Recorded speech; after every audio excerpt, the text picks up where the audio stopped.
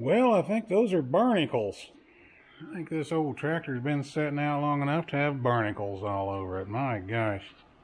Supposedly been sitting 5 years.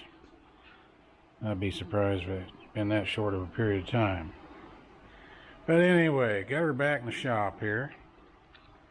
Like I mentioned before, the engine is stuck. We'll be starting to free up with that process. Going to try a new product here. Just some Ace Hardware stuff. I've tried all the big name major brands. Haven't seen any miracles yet. I mean, not on this tractor, but I've tried them on other things. So we've got a stuck cylinders, so we're going to see what happens. We'll do a little walk around here. The tin is all fairly straight on it. I'm kind of happy with that. Seems to have all the lights. I've got a broken, that red lens there is broken. That's too bad, but seems to have all the lights. Got the 3-point. I do not have the drawbar that goes across between those two lower arms. That's okay, I can find those. The rubber's pretty decent. I was a little concerned about how deep it was into the ground. It is checked down there, but at least it's holding air. And let's look at the gauges. Let's see, I got an oil pressure gauge. I didn't think I had one. Tachometer down here. It's seen its better days. Water temperature. And no battery. I gotta find a battery for it. Looks like it's got the original generator on it. I like that. I don't like converting anything to alternators. Generators work just fine when they're working right. Let's look in here. Oh boy. Yeah, not too bad. The rodents have attacked the wires. I'm going to have to do some rewiring on it. This is the fuel tank. You don't want to look in there. It's not good. So we'll have to do a little surgery on it and get that tank out of there and see what needs to happen. The radiator doesn't smell too bad, doesn't look bad from up here. Of course, there hasn't been any coolant in it because somebody got hungry and had to eat the rubber radiator hose off of it. So, and little things like, I think I'm going to need a tie rod end. Steers pretty easy though when we were towing it. Does have the grill protector. That's a plus. Fairly straight metal, so I think we're good there. The grill's not been all beat up. Those are expensive to replace. So we'll get into it. See what's going on. First things first though, we've got to try to get the engines unstuck. I'm assuming the cylinders are stuck, pistons are stuck in the cylinders, so that'll be our first task. So I won't bore you with watching this, but I'm going to pull the plugs, put some good old Ace lube in it, and let the magic begin. So again, if you want to watch this, stay tuned. I'll put some stuff as we go on it. Put some stuff on the channel, and if you guys are interested in a tractor restore to run, why we'll make it happen here hopefully. So see you in a bit. Okay guys, got the head off of it here, and done a little work to it since you've seen it last. The cylinders broke right loose. This stuff here, I highly recommend this from Ace Hardware. Lube, penetrant and lubricant.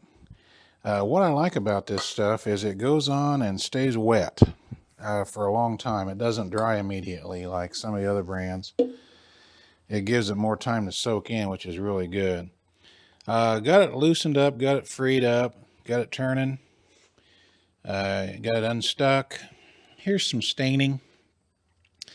here on the, this is probably the worst cylinder, I suppose. Right here, you know, it's not perfect, but I'm going to put it back together and run it and see. It may use a little oil, I don't know. It's got standard pistons in it, which I guess is good. Little high domers. They got a little bit of a dome to them. But I went through the valves and raised the valves up, you know, rotated the fan around and raised the valves up and cleaned underneath them real good and checked the seats out. I really think I'm just going to put it back together at this point and try to get it running and see how it goes. I've got to go through the carburetor yet. And of course the fuel tank is pretty nasty inside. And I'm going to take it a step at a time, get the head back on it. I've got to repair some wiring, get the carburetor cleaned. I've got a lower radiator hose coming for it. What else? Probably going to pull the drain plugs and check for water in the bottom of the sumps on the transmission and engine, and just get it running. See what it acts like. If it acts okay, I'll go ahead and make a few more repairs on it.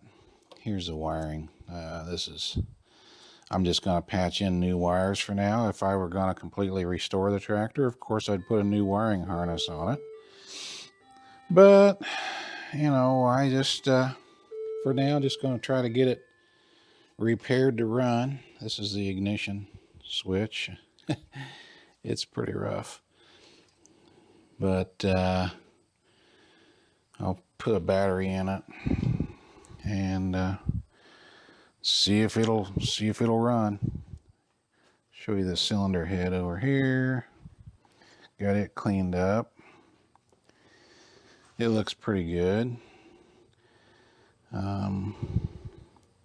I don't see anything wrong with it. I'm just going to clean it up, put a new gasket in it, and go from there. Got a new gasket laying over here from Pro. So we're going to put that in there and just take it a step at a time. Try to sneak up on it, see if I can, you know, get it running again. So we'll be back. Well, I got all the threads chased. When these head bolts came out, they came out hard, and so I had to go through and chase all the threads and make sure, and cleaned all the bolts up, and they all look pretty good. So got those all ready to go. Got the gasket over here ready to go, and the cylinder head's ready. Got my torque wrench out. So let's set this head on. By the way, I've got you stuck in the radiator hole here, so got the camera sitting there. So I always want to take a little brake cleaner on a rag and go around here and make sure this surface is clean. I do not use any kind of gasket sealer on it. The gasket is supposed to seal itself, in my opinion, and this gasket's marked this side up. It's also marked, to my pleasure, made in the USA. That's always a plus. So I'm just going to sit it on there. Come get the head, set it down over it.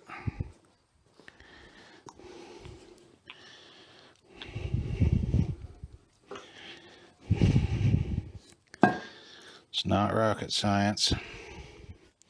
I'm just looking down through the holes and getting them lined up here. And I'm going to put a bolt in or two just to line things up, one in each corner.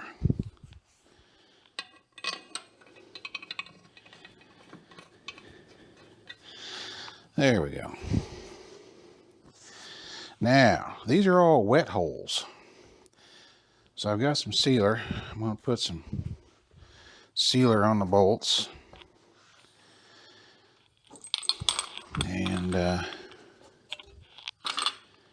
make sure that these were so hard to get out. You want this surface here to have oil on it where it runs on the head so that when you torque it, it turns easy. But I also want to put sealer on the threads and keep the coolant in the cooling system. We don't need it up the bolts. So I'm just going to go through here, seal these.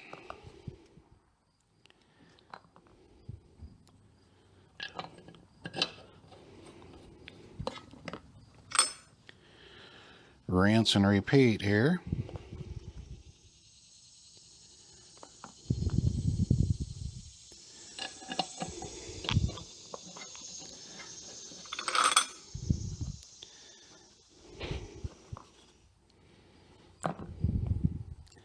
Doesn't take much, just first few threads. It's all going to get squeegeed off anyway. And I'll rinse and repeat here and be back. Okay.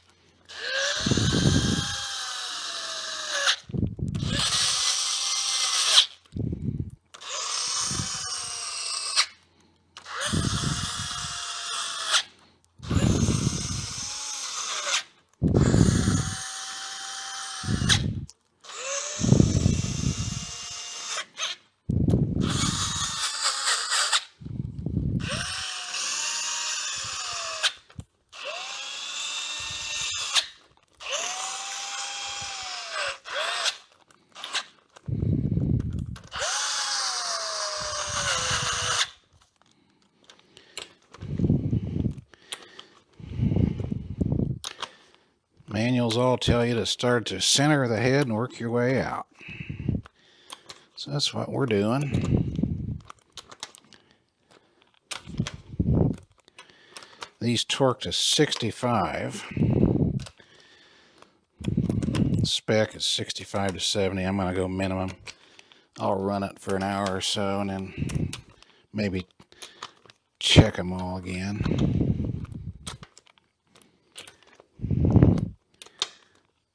Let me grab that torque wrench.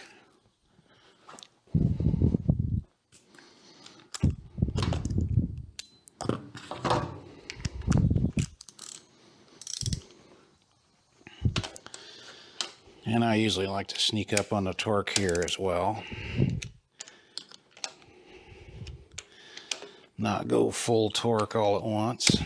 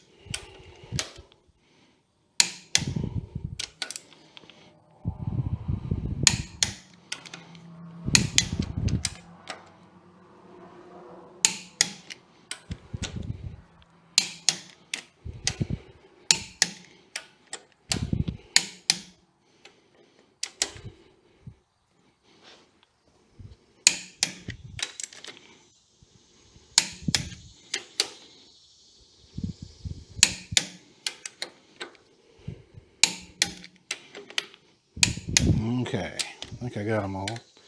Did I get that one? Yeah, let's check them.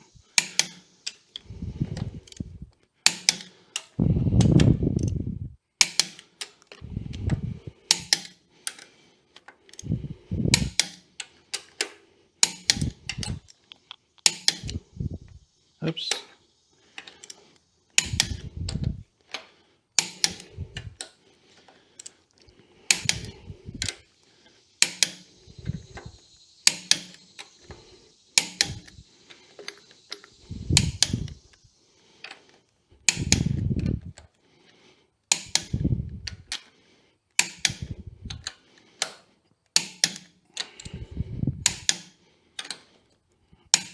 Okay, there they are at 65. I think I'll clean the spark plugs up and get them put in next so I don't drop anything down the cylinder holes. One of the manuals I read online said to every 100 hours clean the plugs and inspect them for wear and to sandblast them to clean them. Well, since that's been kind of taboo, you never get all the sand out of them sometimes, and you don't want that in your cylinders, so I just wire brushed them. They look pretty good. They're used, they're old, but the electrodes are not worn at all, and I'm just going to give just a little drop of oil on them and stick them in there. Some guys use anti-seize, and that's good too. I've got some over there, but I got the oil can handy, so I'm just going to use it for now. Get the plugs back in it here so I don't drop anything in the cylinders.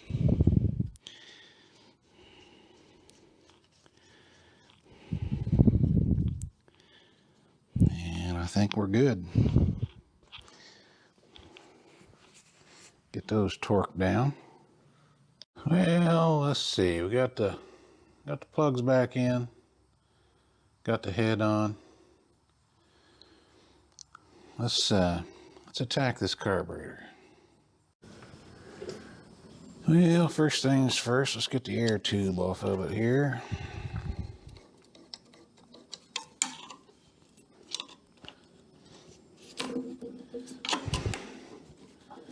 Oh, there's gasoline in there, I think.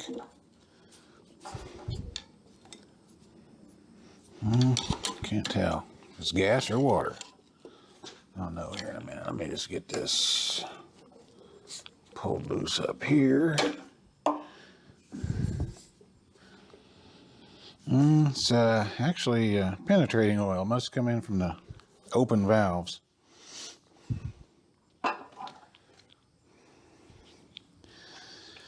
I've got you on the tool cart here beside me. So let's see. I think those linkages just pop off of there. I think they're spring loaded.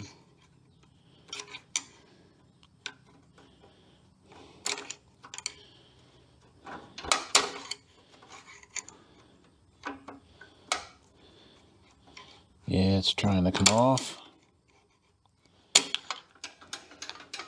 Yeah, let's get the carburetor off first. That'll give me a little more room to mess with it. Got a choke linkage and a throttle linkage.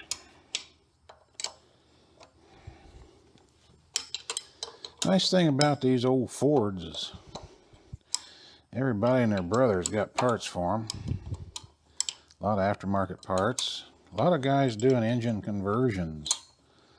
They'll take this engine out, put a Chevy V6 in it, or a flathead Ford V8, which frankly I've been kind of thinking about. So if there's any problems at all with this engine, it'll be a no-brainer to put another engine in it. There's adapters available for the clutch back here and the bell housing, and there's sometimes you have to change this radius rod.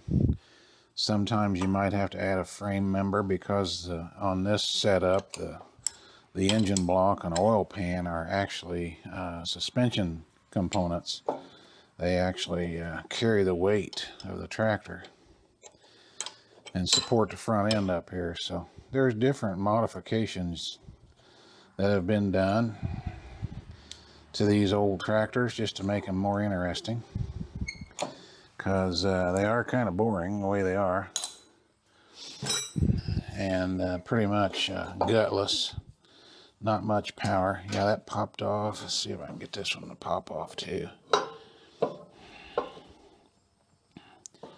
Yep, there it come. Okay, there's our carburetor. It's got penetrating oil in it. At least we know we were getting it through there. And let's get it over on the bench. I've got chunks of junk coming out of